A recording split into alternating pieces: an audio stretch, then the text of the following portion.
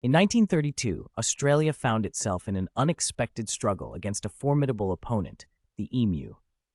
These large, flightless birds began invading farmland in Western Australia, wreaking havoc on crops and causing severe agricultural damage. Farmers, desperate to protect their livelihoods, appealed to the government for assistance. The situation escalated to a point where military intervention was deemed necessary. Equipped with rifles and the intent to resolve the problem, soldiers were dispatched. However, the emus proved to be surprisingly elusive and resilient. In the initial encounters, the soldiers struggled to effectively target the birds, which quickly scattered and regrouped, rendering their efforts largely futile. Despite several attempts over months, including the deployment of trucks and machine guns, the emus continued to outsmart the military. Ultimately, the operation was deemed unsuccessful, and the emus triumphed over the soldiers.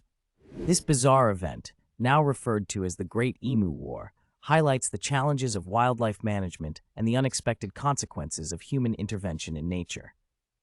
The emus not only survived but flourished, becoming a symbol of resilience against adversity.